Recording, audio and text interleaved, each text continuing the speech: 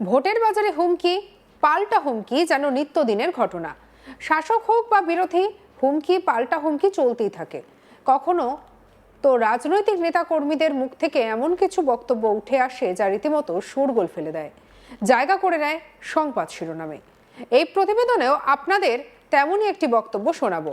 যদি বক্তব্যটিও ইতিমধ্যে ছড়িয়ে পড়েছে সোশ্যাল মিডিয়ায়। ভিডিওটিতে এক ব্যক্তিকে বক্তব্য রাখতে শোনা যাচ্ছে। ওই ব্যক্তি তৃণমূলের নেতা বলে দাবি করা হচ্ছে পোস্টে।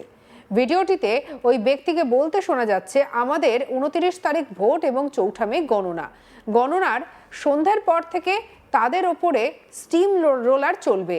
আমরা খোলা আকাশের নিচে বলে রাখছি, কারণ এ লড়াই আমাদের জিততে হবে। যদিও এই ভিডিওর সত্যতা যাচাই করেনি আজ তাক বাংলা। শুনুন কি বললেন।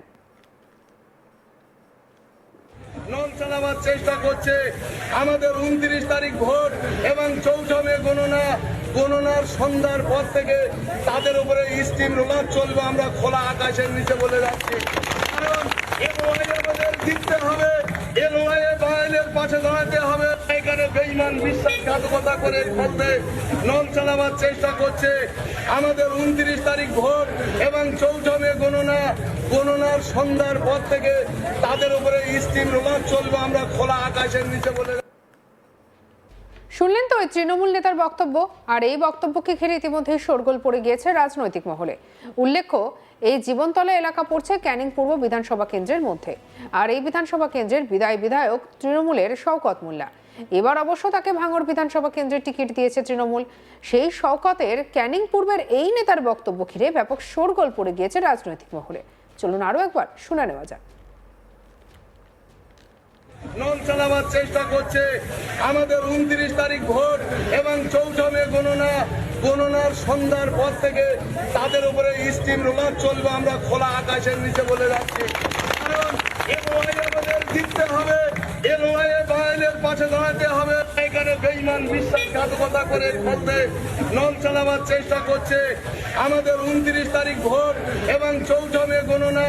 গণনার সন্ধ্যার পর থেকে তাদের উপরে স্টিম রোলার চলবে। আমরা খোলা আকাশের নিচে বলে।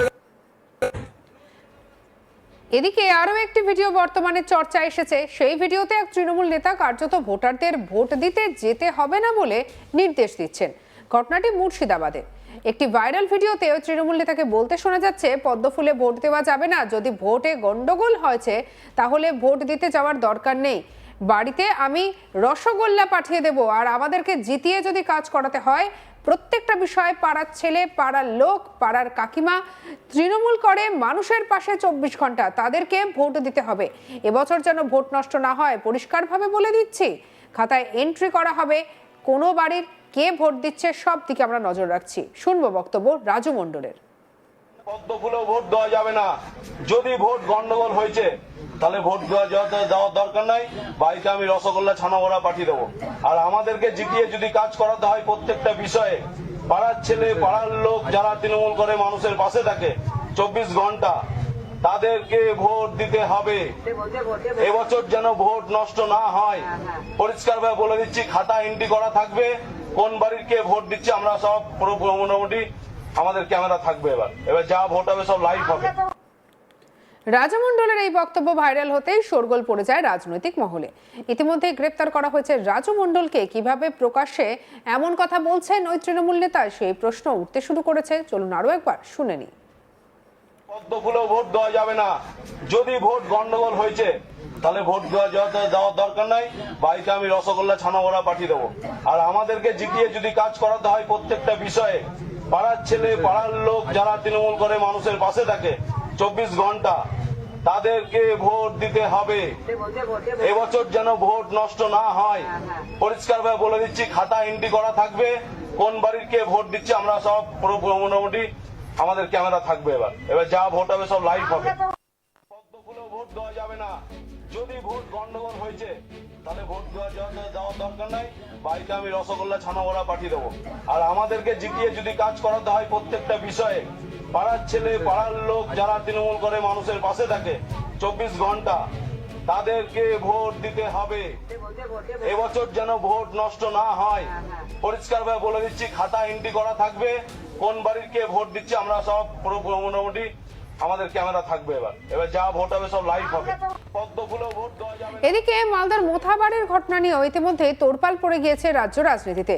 গ্রেপ্তারের ঘটনায় প্রধান অভিযুক্ত মোফাক্কেরুল ইসলাম। তবে মোফাক্কেরুল ইসলামের রাজনৈতিক ব্যাকগ্রাউন্ড নিয়ে ইতিমধ্যেই প্রবল চর্চা চলছে।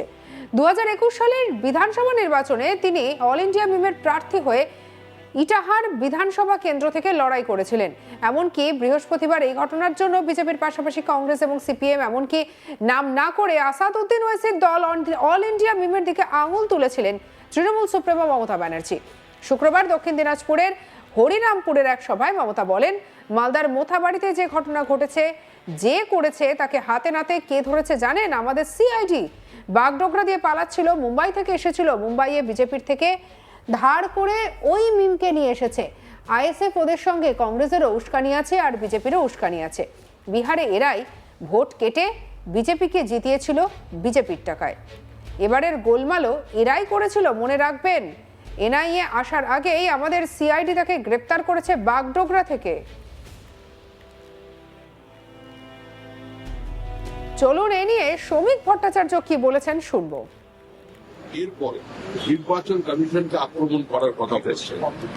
নির্বাচন কমিশন অফিসের সামনে কি হচ্ছে সেটা প্রত্যেকে দেখা এবং যে রাজ্যে আইনজীবীরা বারবার আক্রান্ত হয় তো সেখানে আবার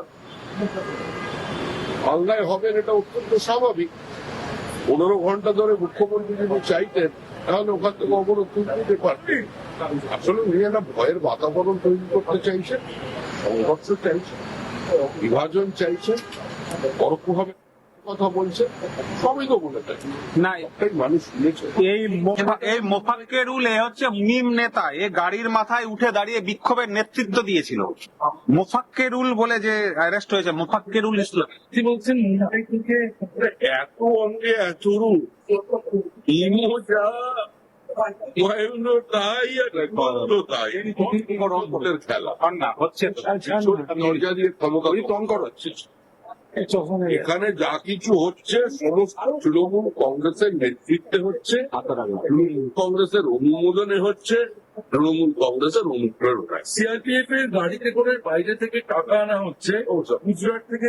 ওসব গল্প কথা আর মানুষ বিশ্বাস করবে না। মুখ্যমন্ত্রী হেলিকপ্টারে কি নিয়ে যান? উনি কি বারুইপুরের পেয়ারা নিয়ে গিয়েছিলেন?